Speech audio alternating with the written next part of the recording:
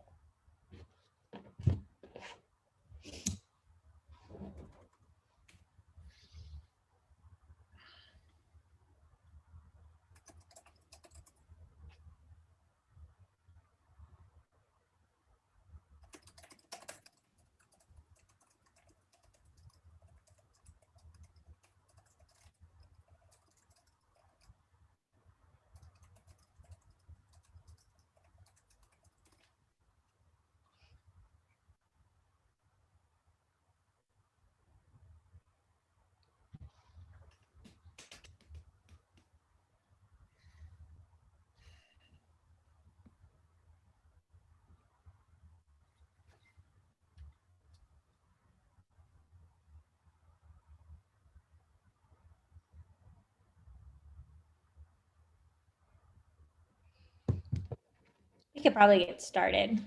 Okay. And then Raymond can join us when he gets on. All right. You're good to go. You ready to go? Yep. All right. We reconvene to open session at 5:08 p.m. with nothing to report from having occurred in closed session. Next up is our flag salute. Do we have anyone leading it today? We do not. So Okay. it is all you, and my flag is gone. So you'll just have to find a flag somewhere to salute to. All right, I'm gonna do an image search for a flag. Might be able to find it. Maybe we can put it in the background. I usually put it as my background, but it disappeared.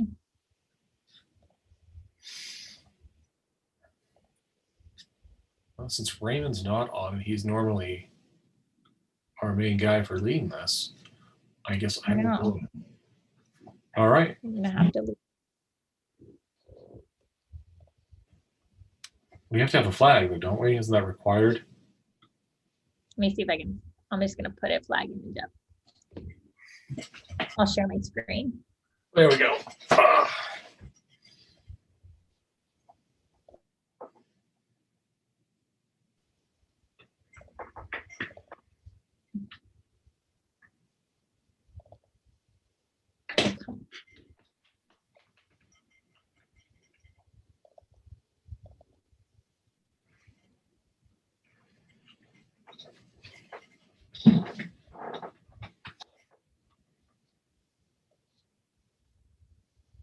Okay, sorry about the flag image, but it's what I could find quickly.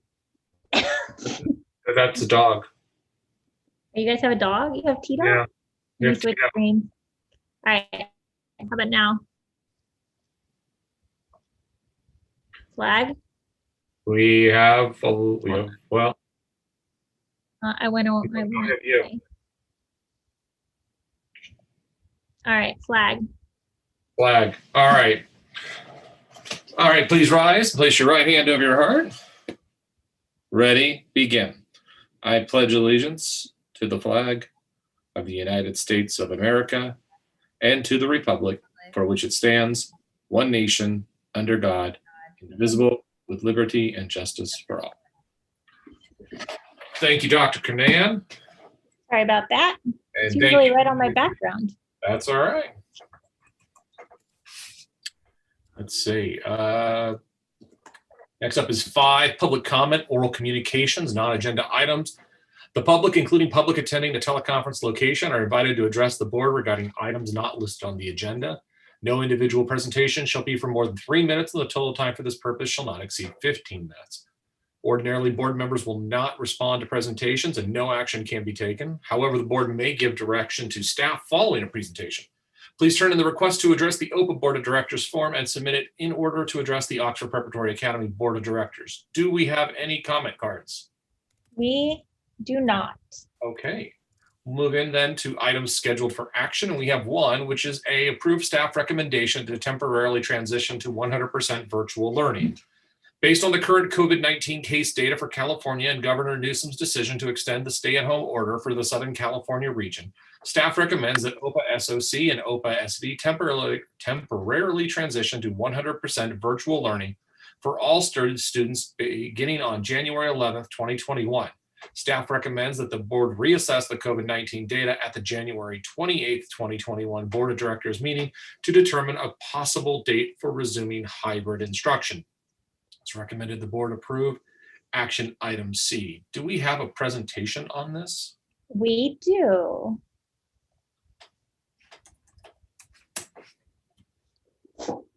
Okay.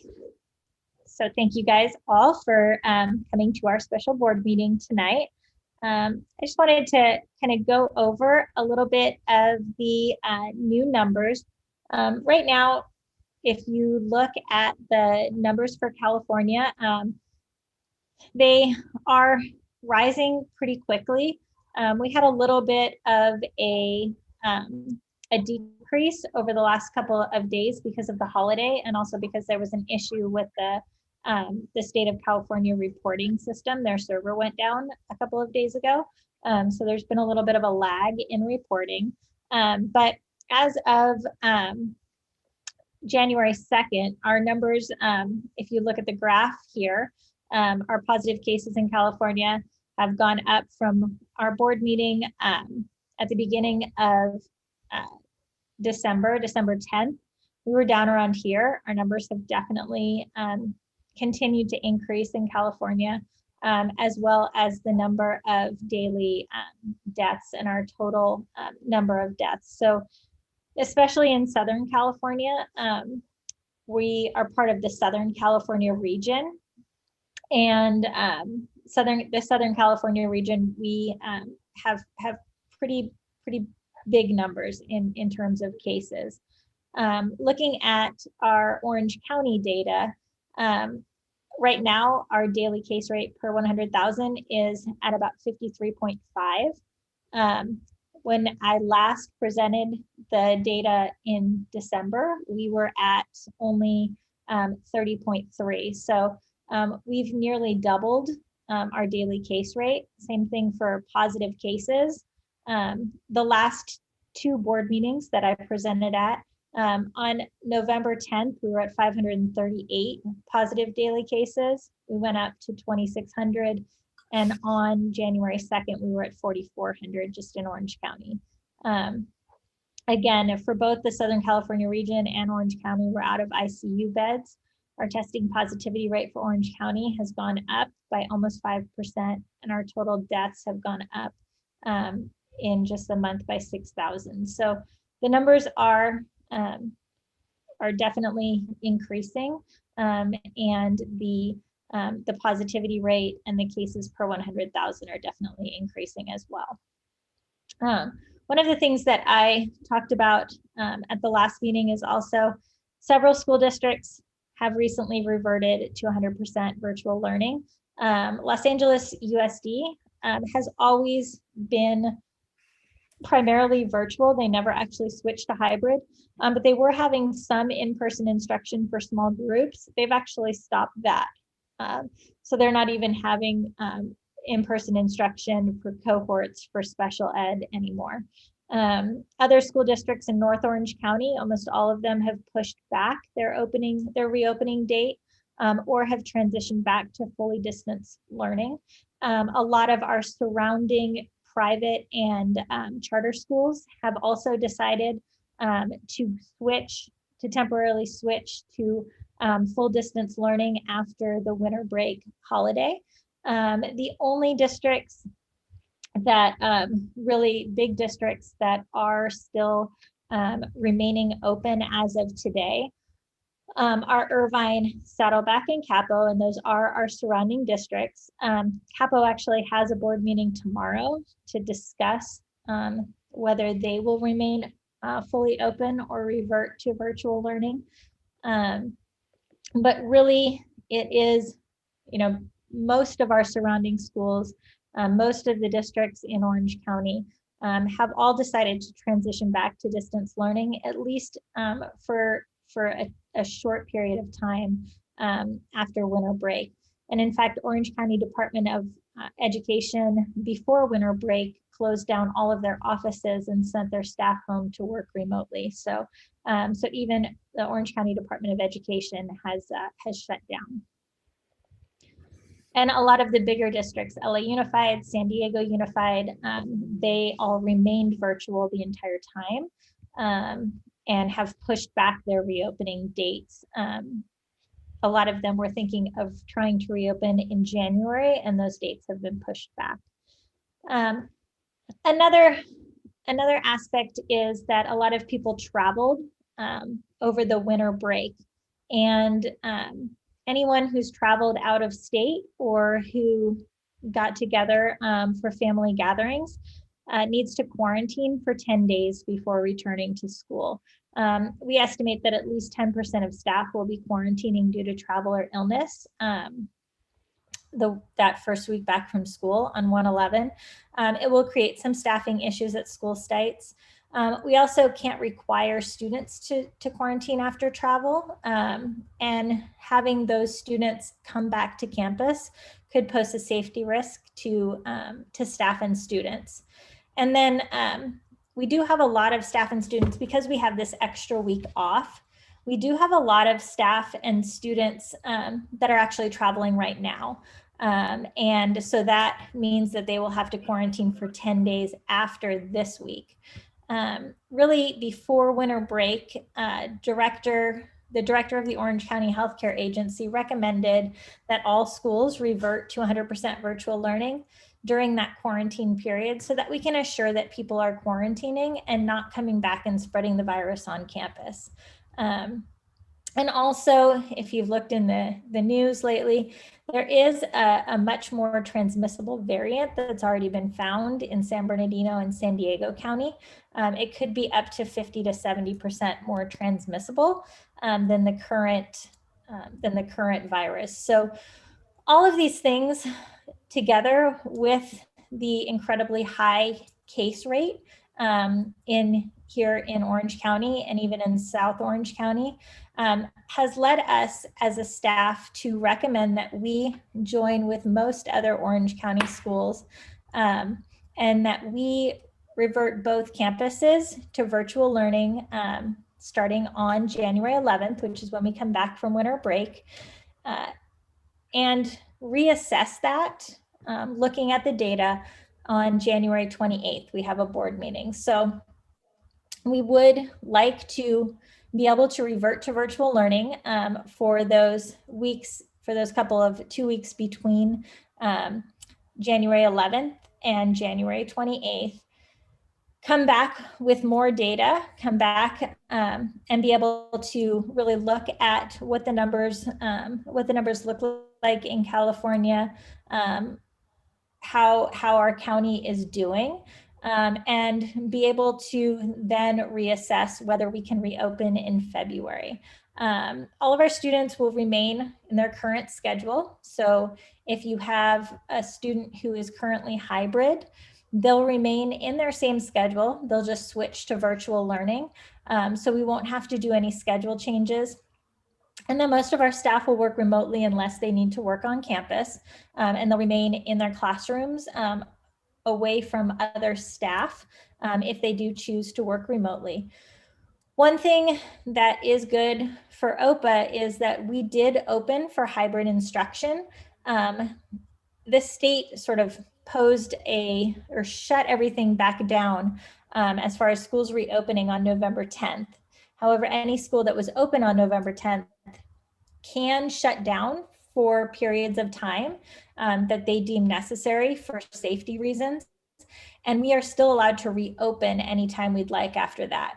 And so whereas most other schools who were shut down on November 10th, they have to wait until California is out of the purple tier, or until Southern California is out of the purple tier in order to reopen their schools. we can continually look at the data, and we'll have this on each one of our board meetings coming up in the next few months, where we can reassess the data. We can really look and see where our students are, where our community is, and when it's safe for us to reopen. The governor is proposing a safe school reopening plan, where instead of schools having to actually get out of the purple tier in order to reopen, with a lot more safety measures in place and testing, we could reopen if our numbers, or we can reopen anytime, but other schools that have remained closed the entire time would be able to reopen if their case numbers went down to 28 cases per 100,000. So we're sort of looking at that as a possible data metric. There will be more language coming out in the next week or so from the governor regarding that proposal. But we are looking at that sort of being our metric.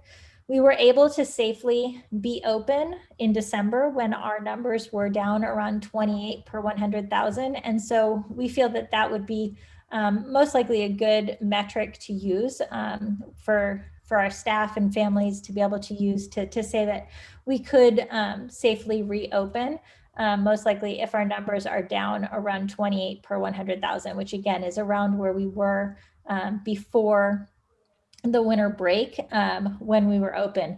But again, that number has doubled now, or almost doubled now. And so with those numbers, the fact that hospitals are being overrun, the transmission rate is much higher than it has been. Our testing positivity rate is much higher. We do really feel that in order to try to ensure the health and safety of our staff and our students and our families, that this that just temporarily reverting to distance learning is really the only way to keep our OPA community safe. But again, we all understand we want kids in school. We know that kids should be in school. For most kids, they learn much better in person. And so we will continue to look at the data. We want to bring students back as soon as we can bring them back safely. It's just right now, for at least the next couple of weeks, we don't feel that it's safe to bring students back on campus right after the winter break. So we are recommending then again that we would revert to virtual learning starting this Monday. Same classes, same schedules for students and teachers, just everybody 100% virtual. And then again, we will look at the numbers on the 28th. I'll be also doing a presentation regarding the governor's new safe school reopening plan and some of the implications around that and the metrics that schools have to meet. But again, for us, we would just be using those metrics as a way for us to determine when it's safe, because we were already open. We don't actually have to meet those metrics to reopen, but we want to make sure that we know that we're going to be able to safely reopen when we do. And so I'll be presenting more about that at our next regularly scheduled board meeting. But really, that is our recommendation, to make sure that everyone is safe. So are there any questions from the board? Does not seem like any. Do we want to, do I have a motion, and then we can approve it, and then we can have a discussion? Or yeah, we should have motioned first. Yeah. So do I have a motion to approve? Raymond would like to make a motion to move to the virtual only schedule per the recommendation of staff. I appreciate the motion. Do I have a second? Second. All right. Is there any discussion by the board? So I have a question. Oh, sorry. Go ahead, Raymond. I just have a question about, it seems like this is a topic that's pretty heavily endorsed by the Orange County Health Department. Am I understanding that right, this move? Yeah, before winter break, it was recommended by Dr. Chow that schools go to 100% virtual if you weren't already there for at least a few weeks after winter break, to really encourage that quarantining for anyone who has traveled or has gotten together in large family gatherings. because we can't mandate that for students, this is the one way to make sure that we are abiding by that quarantine and keeping people from bringing the virus onto campus after travel and winter plans.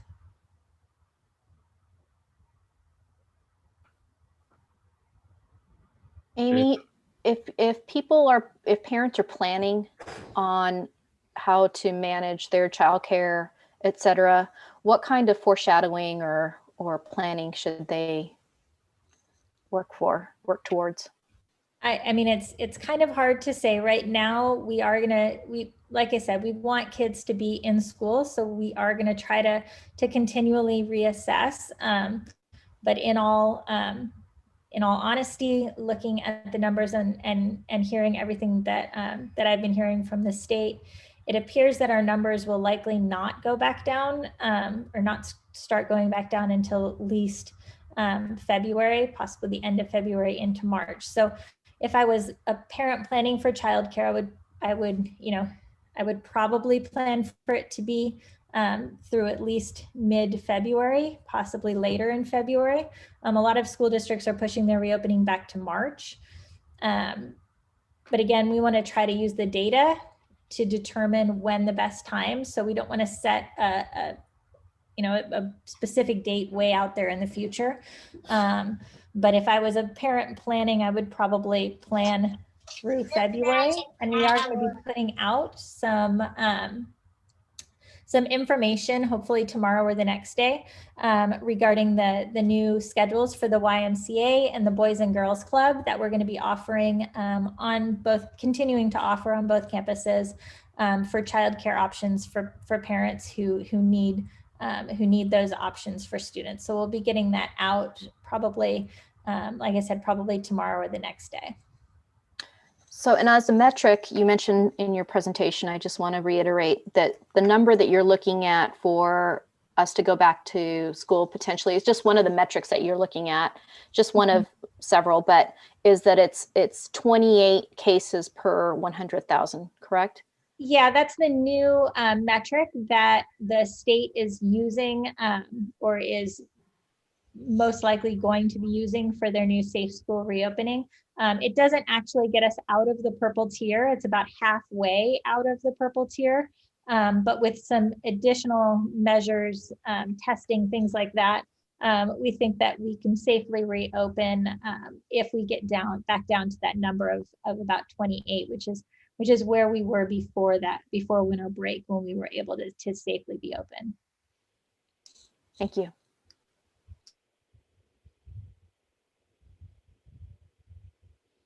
Any other questions? Does not seem that way. So I have a motion before the board to approve action item A. I have it seconded. All those in favor of approving action item A, say aye. Aye. Aye. Aye. Aye. Raymond, aye. All those opposed? This motion passes unanimously. Next up is item 12, although I think it's 7, which is adjournment. It's recommended that the board adjourn the regular meeting of the Oxford Preparatory Academy Board of Directors on January 5th, 2021. Do I have a motion? I make the motion to adjourn the meeting. All right. Do I have a second? A second. All right. Raymond, sounds like you got somewhere to be. All those in favor of adjourning say aye. Aye. Aye. Those opposed? Raymond, I didn't hear your vote. No, aye. Okay, good. This motion passes unanimously. We are closed at 5:30 p.m. Thank you very much, All right. everybody. And we'll be sending information out to everyone in just a little bit. Thank you. Okay, good night. Thank you.